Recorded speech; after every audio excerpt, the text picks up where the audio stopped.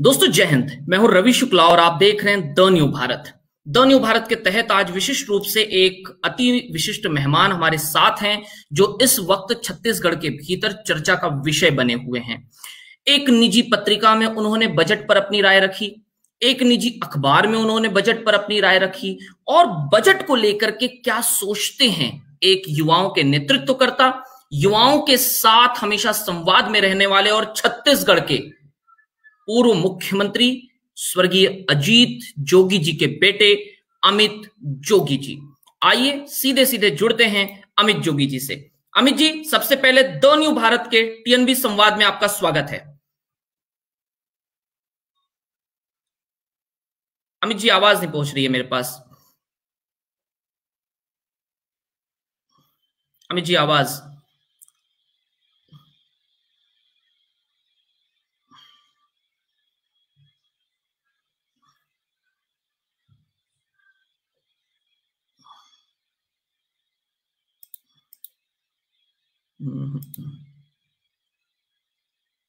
नहीं नहीं अमित जी, आपकी आवाज नहीं पहुंच रही है।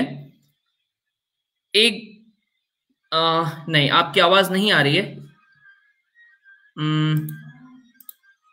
हाँ, आप एक बार कहें। नहीं अमित जी, आपकी आवाज नहीं आ रही है। एक बार आप रिज्वाइन कर लें, एक बार रिज्वाइन करें क्योंकि अब तक आ रही थी आवाज इसके पहले।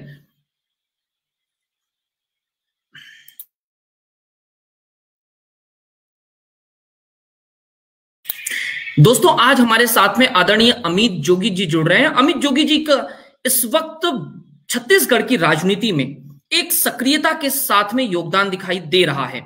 छत्तीसगढ़ के भीतर अमित जोगी जी अपने आप को अपनी एक राजनीतिक जो परिपाठी है उसे उठाने की कोशिश कर रहे हैं। अमित जी, आवाज आ रही है? जी अमित जी, स्वागत है। आवाज जी अमित जी, आवाज आ रही है। Sorry for the technical glitch. No issues sir, no issues. Amit ji, समय को एक क्षण भी खराब किए बिना मैं सीधे मुद्दे पर आ रहा हूं। पिछले जी वर्तमान सरकार ने पिछले बजट पर सर्वे भवन्तु सुखिनः सर्वे सन्तु निरामयः इस श्लोक के साथ बजट की प्रस्तुति की थी और दावा यह किया था आम जनता के विकास का एक मॉडल, विकास का मॉडल सरकार ने पेश किया है। पिछले मार्च से लेकर के अब तक सरकार ने अलग अलग प्रकार से जो भी अपनी नीतियां बनाई थी उन नीतियों पर अमल हुआ, नहीं हुआ, क्यों नहीं हुआ, क्या कहते हैं अमित जोगी जी? बहुत ही अच्छा सवाल आपने किया है। मेरा ये मानना है कि जहां तक चुनाव को देखा जाए और बजट को देखा जाए तो उसमें एक बहुत ही बड़ा फर्क है।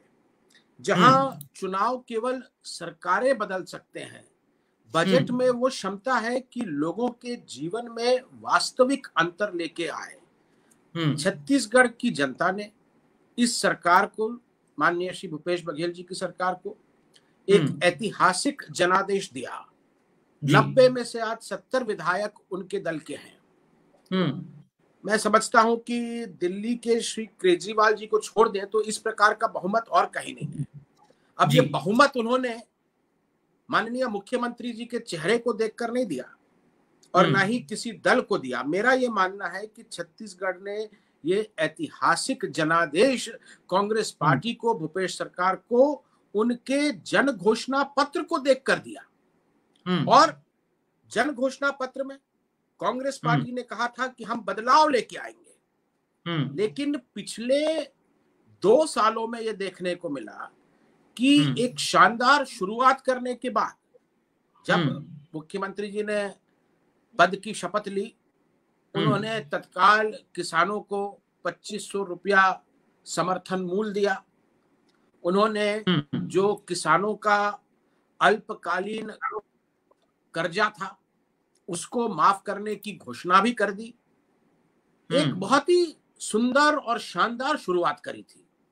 पर पिछले 2 सालों में देखता हूं कि बदलाव की जगह मुख्यमंत्री जी और उनकी सरकार बदले की भावना से काम करने लगी। तो अगर वास्तव में हमको सटीक और सही मूल्यांकन करना है बजट का। मुख्यमंत्री जी के ये 2 बजट जो उन्होंने अभी तक प्रस्तुत किए हैं और कल जो तीसरा बजट प्रस्तुत करने जा रहे हैं, तो जो उनके घोषणा पत्र में 7 महत्वपूर्ण बदलाव से जुड़ी हुई बातें कही गई थी, क्या उस पर अमल हुआ है? अमल हुआ है तो कितना अमल हुआ है, और नहीं हुआ है तो क्यों नहीं हुआ है? ये प्रश्न आज छत्तीसगढ़ के हर नौजवान, हर नागरिक के मन में है। पहला प्रश्न तो ये कि क्या किसानों का संपूर्ण कर्जा माफ हुआ है? आज छत्तीसगढ़ के किसानों के ऊपर लगभग 60,000 करोड़ रुपए का कर्जा ड्यू है। उसमें से अभी तक मुख्यमंत्री जी ने 1,060 करोड़ का ही कर्जा माफ किया है। जो शॉर्ट टर्म लोन्स थे, जो लोन्स उन्होंने कोऑपरेटिव बैंक से लिए थे, केवल उन्हीं को माफ किया गया है। बाकी किसी भी कर्जे की माफी नहीं हुई है। अभी मैं कोंडागांव में गया था पिछले महीने।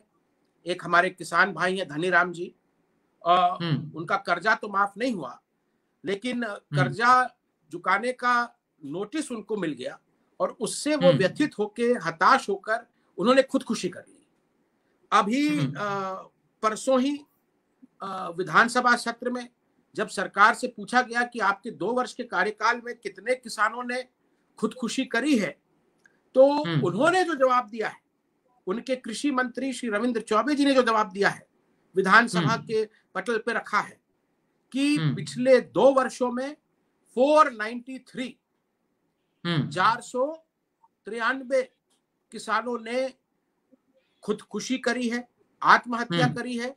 और उसके आगे जो सवाल पूछा गया था कि इनमें से कितनों को मुआवजा दिया है सरकार ने, कितनों को मदद करी है सरकार ने, प्रश्न आया 0। तो ये है सरकार का जो असली चेहरा। अभी मुख्यमंत्री जी जाते हैं असम में, बंगाल में, वहां बखान करते हैं कि हमारा छत्तीसगढ़ मॉडल देगा। आप देखिए छत्तीसगढ़ मॉडल की वास्तविकता ये है। तो कर्जा माफी में वो टोटली फेल रहे हैं, ये मेरा मानना है। दूसरा, उन्होंने ये कहा था कि बिजली बिल हाफ हो जाएगी। ये जो उनका नारा था, मेन नारा, किसानों का कर्जा माफ, बिजली बिल हाफ। आज बिजली बिल हाफ नहीं हुई है, लेकिन बिजली सप्लाई जरूर हाफ हो गया है और बिजली के दाम दुगने हो रहे हैं। जो छत्तीसगढ़ 2 वर्ष पहले तक पावर सरप्लस स्टेट हुआ करता था, आज पावर डेफिसिट स्टेट हो गया है। मतलब हमारे यहाँ उत्पादन की क्षमता लगातार घटती जा रही है। विनिवेश का एक तरफ तो विरोध करती है कांग्रेस सरकार, और दूसरी तरफ कोरबा ईस्ट प्लांट जो कई सालों से चलते आ रहा था, उसको उन्होंने एक कबाड़ी को बेच दिया। उस प्लांट को चाहिए था कि अपग्रेड करते, वहां पे जो 800 लोग काम कर रहे हैं उनका रोजगार चालू रहता, लेकिन अचानक उन्होंने निर्णय लिया कि नहीं, इस प्लांट को हम नहीं चलाएंगे, और उस प्लांट को 65 करोड़ रुपया में उन्होंने एक कबाड़ी को बेच दिया, जिसने दिल्ली के एक दूसरे कबाड़ी से सौदा किया 130 करोड़ में उसको बेचने का। मतलब सीधे सीधे कड़ियों के दाम हमारी जो संपत्ति है उसको वो बेच रहे हैं। उत्पादन 1 वॉट नहीं बढ़ाया है। तो ये हमारा दूसरा सवाल।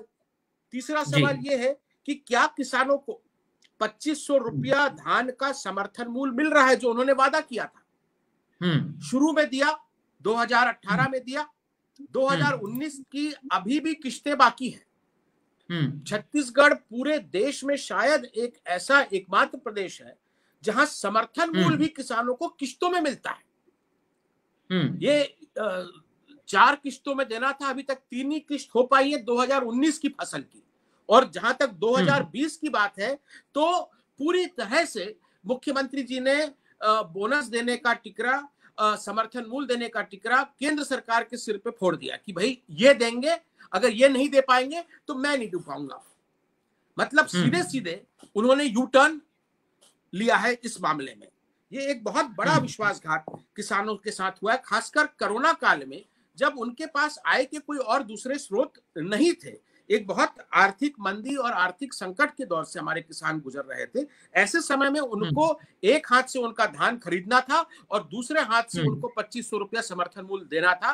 That would have been the cash infusion that our economy badly needs. आज अगर लोगों के पास खर्च करने के लिए पैसे नहीं है तो हमारी अर्थव्यवस्था कैसे आगे चलेगी? जो चौथा प्रश्न है रोजगार से संबंधित, आज मैं आपको टीएनबी को बताना चाहता हूं कि छत्तीसगढ़ की जो सबसे बड़ी समस्या है वो है बेरोजगारी की। लेकिन बड़े दुख के साथ मुझको कहना पड़ रहा है कि हमारे पास छत्तीसगढ़ में पर्याप्त रोजगार के अवसर हैं। आज देश में सबसे ज्यादा सीमेंट हमारा राज्य पैदा कर रहा है, सबसे ज्यादा बिजली का उत्पादन यहाँ हो रहा है, सबसे ज्यादा स्टील हम पैदा कर रहे हैं, सबसे ज्यादा कोयले का भंडार, सबसे ज्यादा लाइमस्टोन का जिससे सीमेंट बनती है उसका भंडार, सबसे ज्यादा लोहे का भंडार, आयरन ओर का भंडार हमारे छत्तीसगढ़ में है। हमारा 28% जो भूमि है वो वन क्षेत्र में आता है, अपार वनोपज है। तो रोजगार के हमारे पास पर्याप्त अवसर हैं, पर दुख की बात यह है कि 80% जो नियमित रोजगार है, रेगुलर एम्प्लॉयमेंट है, वो बाहर के दूसरे प्रांतों के लोगों को मिल रहा है, जबकि छत्तीसगढ़ के लोगों को अभी जो आप जाएंगे छत्तीसगढ़ में घूमेंगे, रबी फसल कट चुकी है, धान जो किसानों ने उगाया था उसको मंडी में बेच चुके हैं, अब वो दूसरी फसल लेने की स्थिति में है नहीं, क्योंकि हमारे पास सिंचाई का जो प्रतिशत है बेहद कम है।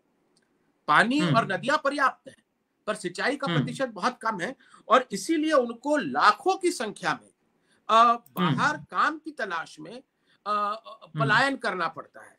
मैं आपको शायद चौंक जाएंगे ये बात सुनकर कि देहरादून में आज कम से कम 25 से 30 हजार लोग जो वहां आपके देहरादून में बैठे हैं वो हमारे छत्तीसगढ़ से गए।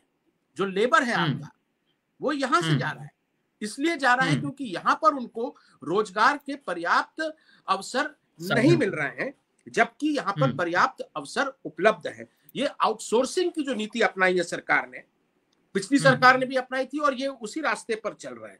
साथ ही उन्होंने जो युवाओं को कहा कि हम अगर आपको रोजगार नहीं दे पाएंगे तो 2500 रुपया हर महीना हम आपको बेरोजगारी भत्ता देंगे। ये वादा कांग्रेस सरकार ने पंजाब में भी किया, ये वादा छत्तीसगढ़ में भी किया और ना जाने कहां कहां किया है, पर आज तक एक फूटी कोड़ी रोजगार भत्ते के रूप में हमको नहीं मिली है। हमारे जो बेरोजगार हैं अगर भत्ता मांगते हैं तो सीधे सीधे उनको धक्का मिलता है। आज चाहे हम उत्तरांचल की बात कर ले जहां आप बैठे हैं, चाहे हम हमारे जो नेबरिंग स्टेट्स हैं, पड़ोसी राज्य हैं, मध्य प्रदेश की बात करें या उड़ीसा की बात करें, तेलंगाना की बात करें, वहां पर जो सामाजिक आर्थिक पेंशन उनकी सरकारों के द्वारा दी जा रही है वो 1000 रुपये से ऊपर है, 1000 रुपये से ऊपर।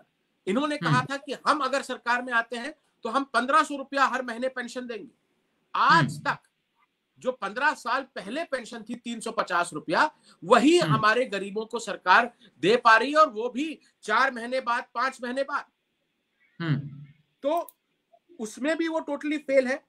और जो छठा मेरा प्रश्न है, जो यहाँ पर बहुत बड़ा एक मुद्दा बन गया है, आप देखेंगे कि चाहे हमारे पंचायत सचिव हो, चाहे स्वास्थ्य कर्मी हो, चाहे शिक्षा कर्मी हो, मितानिन है, आंगनवाड़ी कार्यकर्ता हैं, जहां पे दूसरे प्रदेशों में इनका नियमितीकरण कर दिया गया है, इनको रेगुलर कर दिया गया है, इनकी पोस्ट रेगुलर बना दी गई है।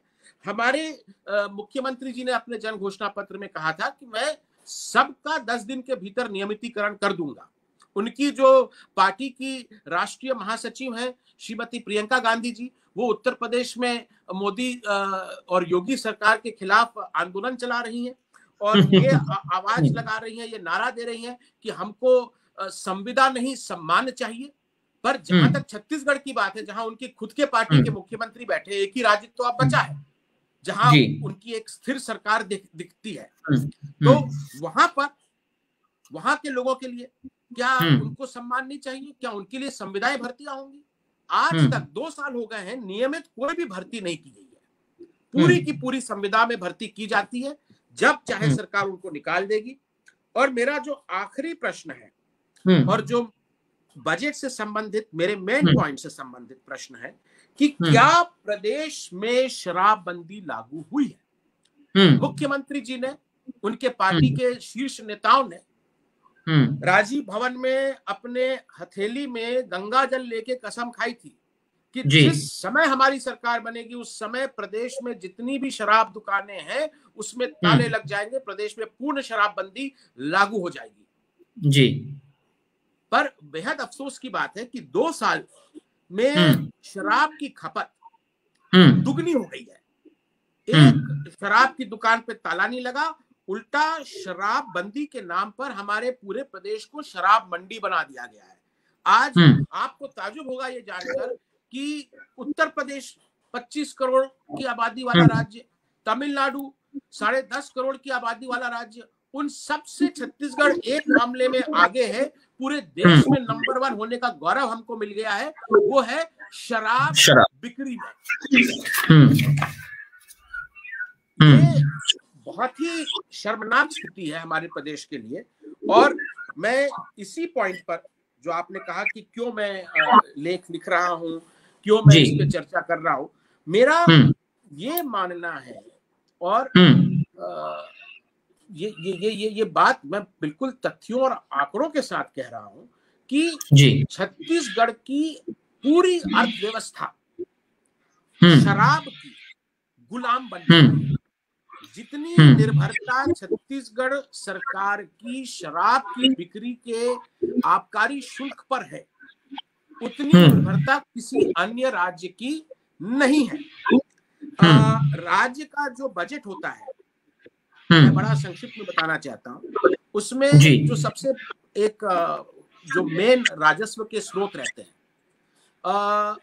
एक तो केंद्रीय अनुदान, जो केंद्र सरकार से अनुदान आता है, वो सबसे एक अहम स्रोत है। दूसरा स्रोत है कि जीएसटी का जो हिस्सा राज्यों को मिलना है, जिसको हम बोलते हैं स्टेट जीएसटी। जीएसटी को 50-50% आधा आधा करके 2 भागों में बांट दिया जाता है।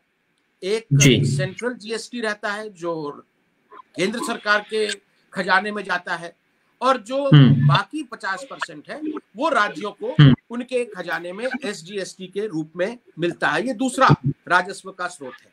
और तीसरा, जो राज्य खुद अपने रेवेन्यूज इकट्ठे करता है, चाहे वो रॉयल्टी से हो, खनिज की रॉयल्टी, चाहे वो बिजली बेचने से हो, बिजली बिल से जो पैसा मिलता है, बिजली शुल्क जो है वो राज्य सरकार के सीधे खजाने में आता है, चाहे वो पेट्रोल का जो वैट है, अभी हम लोग देख रहे हैं कि राज्य सरकारें अपना वैट बढ़ाती जा रही हैं। केंद्र सरकार ने भी अपना पेट्रोल पर जो टैक्स है वो बढ़ा दिया, सेंट्रल एक्साइज। तो हमारे जो जो जो राज्य सरकार के स्रोत है उसमें पेट्रोल बेच के, बिजली बेच के और दारू बेच के जो कमाई होती है वो राज्य सरकार के खजाने में जमा होती है। बिल्कुल। तो ये जो 3 स्रोत है, अगर इसको देखा जाए तो मैं आपको बताना चाहूंगा कि अन्य राज्यों की अपेक्षा अगर आप देखेंगे तो सबसे ज्यादा निर्भरता जो शराब पर है वो हमारे ही राज्य छत्तीसगढ़ में है। हम अपने कम से कम 22% जो हमारा रेवेन्यू है वो शराब से ही आता है, जबकि आप अगर देखो तो दिल्ली जो है 89% खुद अपना रेवेन्यू राज्य इकट्ठा कर रहा है। अगर 100 रुपया खर्च करता है तो 89 रुपया वो खुद अपने से कमा रहा है और केवल 11 रुपए वो दिल्ली से लेता है। हरियाणा 77, महाराष्ट्र 74, गुजरात, तमिलनाडु और तेलंगाना 70% और पंजाब 64% खुद के राजस्व से अपनी प्रदेश की सरकारें चला रहे हैं। जबकि अगर हम छत्तीसगढ़ को देखें तो 57% जो है केंद्रीय अनुदानों के बलबूते पे और 22% हम शराब की बिक्री पे चल रहे हैं। शेष जितने हमारे अपार राजस्व के स्रोत हैं, जिनमें अपार संभावना है, मैंने आपको बताया सीमेंट, स्टील, पावर, कोयला, फॉरेस्ट रिसोर्सेज, उसका यानी योगदान आप गिन लीजिए 57 + 22, ये हो गया 79%। मतलब मात्र 21% ही जो है अन्य स्रोतों से राज्य सरकार के पास आ रहा है। तो आज हमारी जो सरकार है, मैं ये बोलता हूं ये आर्थिक गुलामी है। ये दोहरी गुलामी है। हम दिल्ली पर निर्भर हैं, हम शराब बेचने पर निर्भर हैं, और तभी हम सरकार चला पा रहे हैं। ठीक है। इसका जो नुकसान है, शराब जब आदमी, मुझे लगता है कि प्रदेश का अगर आज सबसे बड़ा कोई दुश्मन है, प्रदेश के विकास का आज सबसे बड़ा कोई दुश्मन है, तो वो ये शराब है।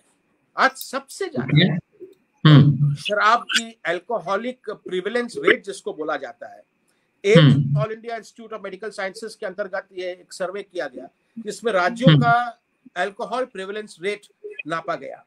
उत्तर प्रदेश जैसे राज्यों में 7% है, 7%। हमारे यहाँ 32%।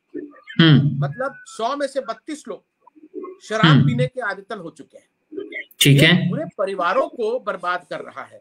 अभी लॉकडाउन हुआ पिछले साल, 3 महीने सारी दुकानें बंद रही।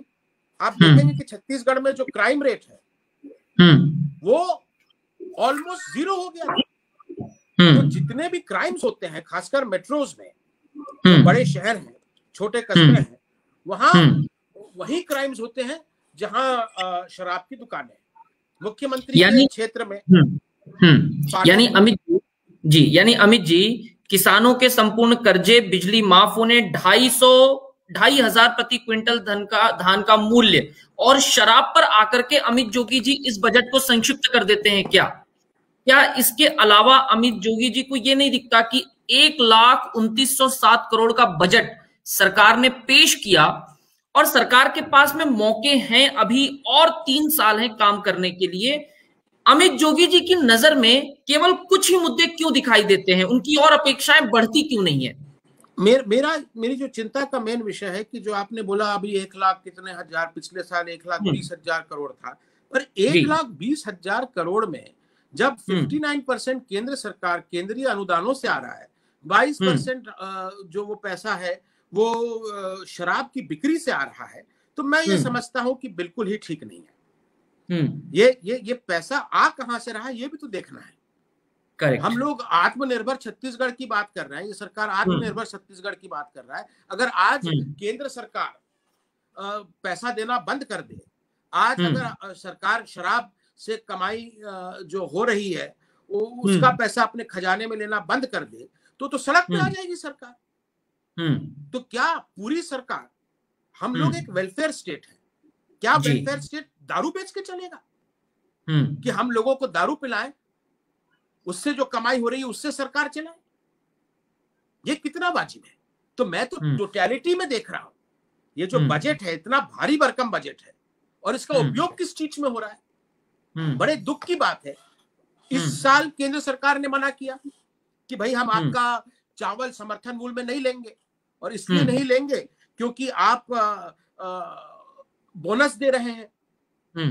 जब केंद्र सरकार ने एक समर्थन मूल्य की दर निर्धारित करी है तो वो पूरे देश में लागू होगी, चाहे किसान उसे उत्तरांचल में बेचे, देहरादून में बेचे, चाहे उसको यहाँ दिल्ली राजरा में बेचे। 1865 रुपया प्रति क्विंटल जो केंद्र सरकार ने निर्धारित करी है वो पूरे देश में लागू होती है।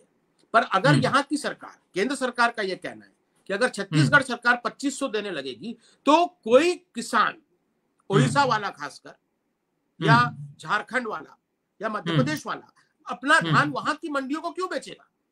वो तो सीधे सीधे यहाँ लेके आएगा धान। तो इसीलिए केंद्र सरकार ने कहा कि अगर आपके पास इतना ही पैसा है, आप लुटा रहे हैं, पूरा मार्केट हमारा बिगाड़ रहे हैं, तो फिर आप पूरा ही दीजिए। और जो जन घोषणा पत्र था उसमें श्री भूपेश बघेल जी ने ये नहीं कहा था कि मैं दिल्ली से पैसा लेके आऊंगा और फिर 2500 दूंगा। उन्होंने तो ये कहा था कि मैं दूंगा, हमारी सरकार बनेगी तो मैं दूंगा, तो उनको देना मैं स्वयं दूंगा। जी हाँ, कांग्रेस पार्टी ने ये नहीं बोला कि हम दिल्ली से लेके आएंगे, हम प्रधानमंत्री को पत्र लिखेंगे, हम उनको आईना भेजेंगे और उसके बाद हम पैसा लेके आएंगे, ये थोड़ी बोला था।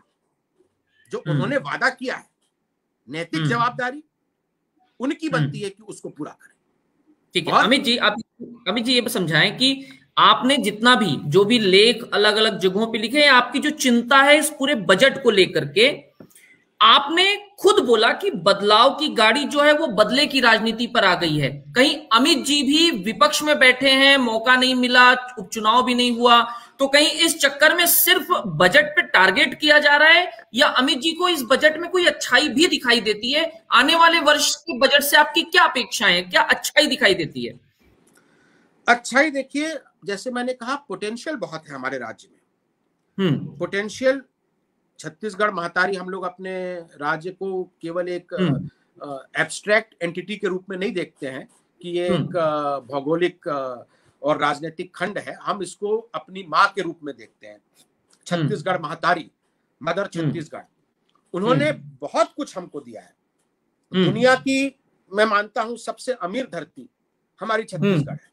आज देश का सबसे ज्यादा हीरो का भंडार, डायमंड रिजर्व, छत्तीसगढ़ में पिछले 15 साल से ऐसे का ऐसे ही पड़ा है, कोई उसका उपयोग नहीं हो रहा है। तो जो हमारी क्षमताएं हैं, जो हमारी पोटेंशियल है, उसका कैसे बेहतर उपयोग हो यहाँ के लोगों के लिए, उस पर बजट को फोकस करना पड़ेगा। अभी जो चल रहा है कि छत्तीसगढ़ इस साल से डेप्ट ट्रैप में, मतलब हमें अपना कर्जा चुकाने के लिए कर्जा लेना पड़ रहा है। पिछले 2 वर्षों में सरकार ने लगभग 60,000 करोड़ रुपया कर्जा लिया है, जिसमें से 15,000 करोड़ रुपया, 25% जो कर्जा लिया गया है, वो पुराना कर्जा पटाने के लिए लिया गया है। तो आने वाले पीढ़ियों का क्या हश्र होने वाला है? हमको फिस्कल रिस्पॉन्सिबिलिटी एक्सरसाइज करनी पड़ेगी। बजट में कुछ टफ डिसीजंस भी लेने पड़ेंगे, और सरकार के पास ऐसा जनादेश है, इतना भारी भरकम जनादेश है कि वो चाहे तो ये सब कर सकती है। आपकी आवाज नहीं आ रही है। यानी सही रूप में देखें तो छत्तीसगढ़ के भीतर अपना खुद का पोटेंशियल है। आदरणीय अमित जी, एक चीज समझाएं कि पूरे बजट के भीतर में आप जो किसानों की बात करते हैं, युवाओं की बात करते हैं, शराब की बात करते हैं, यदि इन 3 चीजों का सल्यूशन ये बजट, आने वाले बजट में निकाल कर दिया जाए, या ऐसा हो कि कोरोना के ऊपर सारा का सारा ढीकरा फोड़ दिया जाए कि भाई पिछले वर्ष तो कोरोना था, क्या करें, तो अमित जोगी जी को वैकल्पिक व्यवस्था क्या लगती है इस बजट की? देखिए, कोरोना पे तो टिकरा फूटना ही है, ये तो तय हो चुका है। जो सरकार बेरोजगारी भत्ता नहीं दे रही है, कर्मचारियों का नियमितीकरण नहीं कर पा रही है, आज कई लोगों को कई महीनों से पेंशन अपना नहीं मिल रहा है, ये जो मौलिक समस्याएं हैं, गांव में लगभग सारे जो निर्माण कार्य हैं बंद हो गए हैं, तो ये जो व्यवस्था है, ये जो अव्यवस्था है, इसका पूरा का पूरा दारोमदार सरकार ने कोरोना के ऊपर डाल दिया कि कोरोना था। पर ये कोरोना का रोना नहीं चलने वाला। जब कोरोना काल में सरकार संसदीय सचिव, निगम, मंडल, आयोग के अध्यक्षों की धड़ल्ले पे नियुक्ति कर सकती है, जब विधायकों और अफसरों के रहने के लिए दिल्ली में 5 स्टार होटल टाइप 600 करोड़ रुपए का एक नया तीसरा छत्तीसगढ़ भवन बना सकती है, जब उनके पास ये सब करने के लिए है, तो फिर पंचायत सचिव का नियमितीकरण क्यों नहीं हो रहा है? क्यों हमारे 14,000 जो लोग चयनित हो गए हैं, 14,000 शिक्षक, उनको परीक्षा में सेलेक्ट कर लिया गया है, उनका रिक्रूटमेंट लेटर, उनका ज्वाइनिंग लेटर आज तक सरकार नहीं दे पाई। यही हालत पुलिस अभ्यर्थियों की है। करीब 12,000 पुलिस अभ्यर्थियों 2 साल से वेट कर रहे हैं कि हमारा सिलेक्शन हो गया है, हमारा टेस्ट हो गया है, सब कुछ हो गया, आप हमें ज्वाइनिंग क्यों नहीं दे रहे हैं? आज 70% जो पोस्ट है हेल्थ सेक्टर में खासकर खाली पड़ी है। जो सैंक्शन पोस्ट हैं, रेगुलर पोस्ट हैं, उसमें इरेगुलर कॉन्ट्रैक्ट पे भर्तियां हो रही हैं। ये सरकार के पास इच्छा शक्ति नहीं है। इन्होंने जो हमारी पार्टी ने संकल्प पत्र बनाया था, उसकी हूबहू फोटोकॉपी करा ली, केवल टाइटल बदल दिया। हमारा संकल्प पत्र था, इन्होंने उसको बना दिया जन घोषणा पत्र, हमने एक लीगल टेंडर में, एफिडेविट में अपना शपथ पत्र को जारी किया था कि अगर हमारी सरकार बनती है, हम इन वादों को पूरा नहीं करते हैं, हमने तो एफिडेविट में लिख के दिया है, हमारे खिलाफ आप परजरी का, झूठ बोलने का, धोखाधड़ी का मुकदमा चला सकते हैं अगर हम ये बातें पूरी नहीं करेंगे। तो पूरी की पूरी उन्होंने नकल करी हमारे शपथ पत्र की। पर नकल करने में भी अकल चाहिए, और इस सरकार में भले ही 70 लोग बैठे हैं विधानसभा में, पर अकल कहीं नहीं दिखती है, केवल पैसे के पीछे भाग रहे हैं। शराब बेच के, रेत की अवैध माइनिंग करा के, जो यहाँ पर कोयले का, लोहे का ट्रांसपोर्ट हो रहा है, उस पे 2 नंबर का टैक्स लगा के, ये केवल जो हमारी नदियां हैं, इंद्रावती, अरपा, पेरी, महानदी, वो सब का पानी आज की तारीख में मैं बोल सकता हूं गुवाहाटी में जो ब्रह्मपुत्र है वहां जा रहा है। कांग्रेस पार्टी ने अपना पूरा जो देश का चलाने का खर्चा है वो छत्तीसगढ़ की गरीब जनता के ऊपर डाल दिया है। हमारी जो ये गरीब जनता है उसको आज पूरे राष्ट्र में कांग्रेस पार्टी का बोझ ढोना पड़ रहा है। राजीव गांधी किसान न्याय योजना इस सरकार ने शुरू करने की पिछले बजट में घोषणा की। 5,100 करोड़ रुपए का प्रावधान भी दिया गया। अब आप ये बताइए कि आप कह रहे हैं एक तरफ ये किसानों का खून भी पीना चाहते हैं, किसानों का खून चूसना चाहते हैं, फिर ऐसी योजनाओं के माध्यम से क्या उत्थान नहीं हो रहा क्या इस बजट का? राजीव गांधी न्याय योजना पूरे बजट का हाईलाइटेड पॉइंट था सर, ये राजीव गांधी किसान न्याय योजना। जी हाँ, और इसी हाईलाइटेड पॉइंट की वजह से आज ये हाल हो रहा है कि किसानों को जो उनका समर्थन मूल्य 1800 मिलना है वो भी नहीं मिल पा रहा है। ये जो योजना है सीधे सीधे धान की बिक्री से जुड़ी हुई योजना है। किसान को 1865 रुपया केंद्र सरकार दे रही है 1 क्विंटल पे, और शेष जो रुपया है 2500 में वो राजीव गांधी न्याय योजना के अंतर्गत दिया जाता है। ठीक है। पिछले वर्ष हमारे प्रदेश में जो धान खरीदी हुई 2019 में 18,500 करोड़ रुपया केंद्र सरकार ने राज्य सरकार को समर्थन मूल्य में दिया।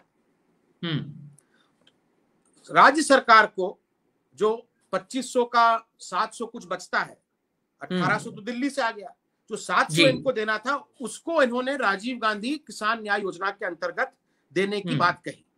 वो कुल जैसे आपने कहा 5,000 करोड़, थोड़ा बढ़ के सप्लीमेंट्री में अब वो 6,000 करोड़ हो गया जी। 18,500 करोड़ रुपया यहाँ के किसानों को मिल चुका तत्काल। जब उन्होंने खाता अपना धान बेचा तो उनके खाते में ये पैसा आ गया। पर जो शेष राशि है, जो 700 रुपया केंद्र को, राज्य सरकार को देना है, वो अभी तक नहीं मिल पाया। अब अगर 1,20,000 करोड़ रुपए में किसानों के लिए आप 5,000 करोड़ का प्रावधान रखते हैं, आज किसान हमारे प्रदेश की 70% आबादी है, हम कृषि प्रधान प्रदेश है, लेकिन बावजूद उसके किसानों के लिए प्रावधान 1,20,000 करोड़ में 6,000 करोड़ किया गया है, मतलब 2% बस पैसा किसानों के लिए रखा गया। जबकि आपका एडमिनिस्ट्रेटिव एक्सपेंडिचर, प्रशासन चलाने का व्यय 40,000 करोड़ से ज्यादा है। केवल जो अधिकारी हैं, जो ये है, इनकी सैलरी देना, इनका ये करना। तो आप किसान की ये प्राथमिकता है कि 2% हम किसानों के लिए रख देते हैं और बोल देते हैं कि हम किसानों के सबसे बड़े हितैषी बन गए। और वो भी जो 6,000 करोड़ है, अभी तक वो बजट में प्रावधान रखा गया था, पर 6,000 करोड़ रुपया 3 ट्रांचेस में 3 बार आरबीआई से 2,000 करोड़ रुपए के लोन लिए गए, और तब जाके राजीव गांधी न्याय योजना का पैसे का भुगतान, और वो भी 4 में से अभी तक केवल 3 किश्त ही हो पाया, 1 किश्त अभी भी बाकी है। तो ये तो पूरी पोल खोल रहा है। आप केवल कर्जा लेके ये जो 1,20,000 करोड़ है, क्या किसानों का इसमें 2% ही अधिकार बनता है? ये कैसे किसानों की हितैषी सरकार है?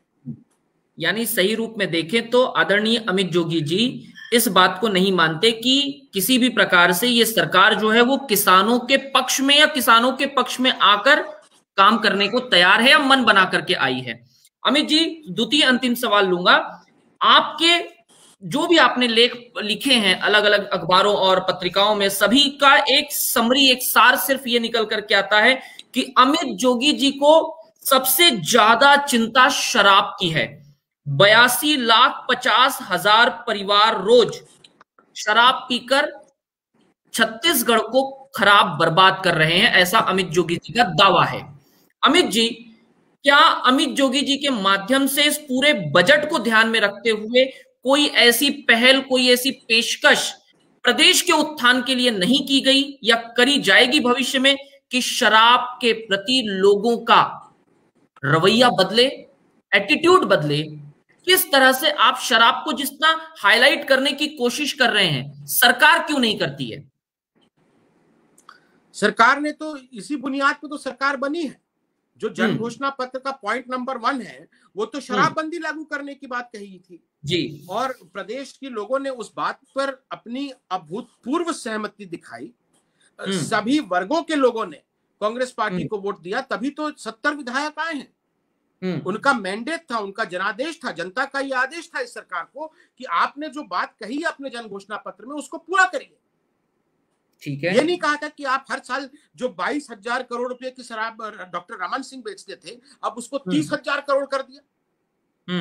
ये थोड़ी कहा गया था। और शराबबंदी के नाम पर इन्होंने कमेटी बना दी कि हमने एक कमेटी बनाई है, वो अध्ययन करेगी और उसकी जब रिपोर्ट आएगी तब तक 5 साल पूरे हो जाएंगे जी। तो क्या ये नैतिक रूप से सही है? मतलब हमारा एक ऐसा प्रदेश है, आपके यहाँ पर ठेके होते हैं शराब के, हमारे यहाँ सरकार खुद शराब ठेकेदार बन गई है। जितनी भी दुकानें हैं सरकार खुद संचालित कर रही है। क्या सरकार का यही काम रह गया है कि दारू की दुकानें संचालित करे? दारू बेचने का काम रह गया है?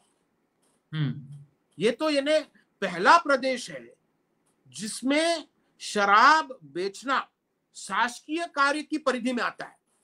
अगर आज मैं शराब बिक्री का विरोध करूं तो सीधे सीधे मुझ पर धारा 323 का मुकदमा किया जाएगा कि आपने शासकीय कार्य में बाधा डाली है।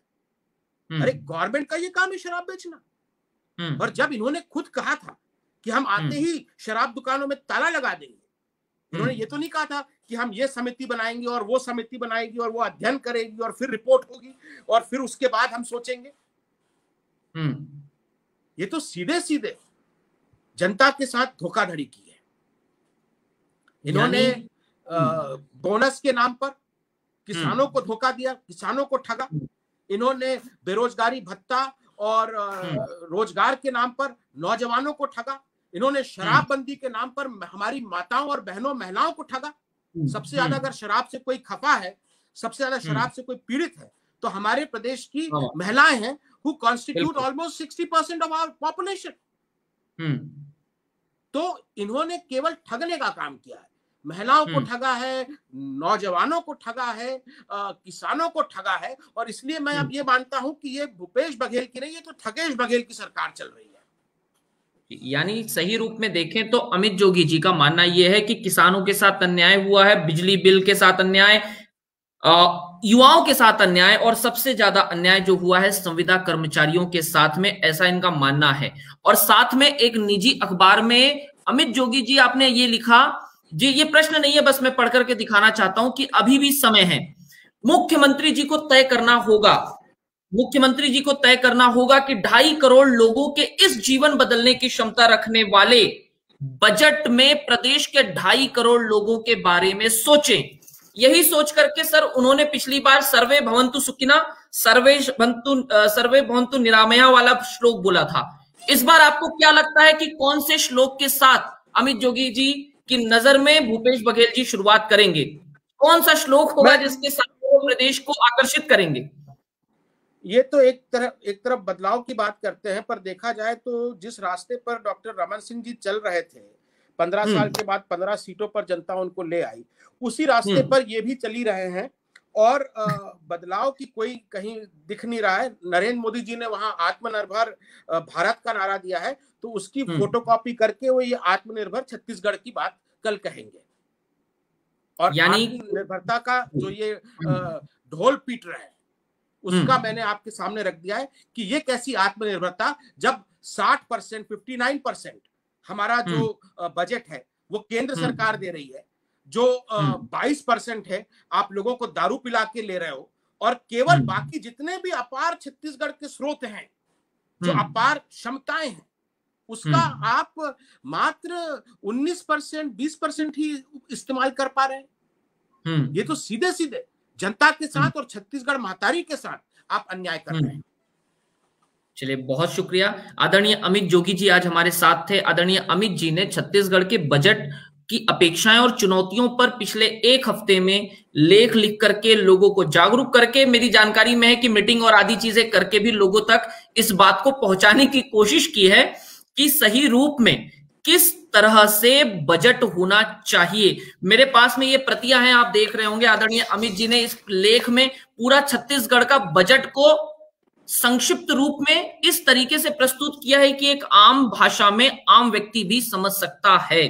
लेकिन केवल इतना नहीं, अमित जोगी जी का मानना यह है कि युवाओं को संविदा से बाहर निकाला जाए, किसानों को अच्छी फसल पर उनकी अच्छे मूल्य पर उनकी फसल बेचने का मौका मिल सके, बिजली बिल माफ हो सके, और जो प्रदेश से बाहर जाने वाले युवा हैं उन्हें रोक करके उनके प्रदेश के भीतर, अपने घर के भीतर काम करने का मौका मिले, और छत्तीसगढ़ बाहर छत्तीसगढ़िया अपनी पहचान मजदूर की बजाय एक अलग स्वरूप में बनाए। अमित जोगी जी का यह सपना है। अमित जी, आपने हमारे लिए समय निकाला, आपका बहुत शुक्रिया।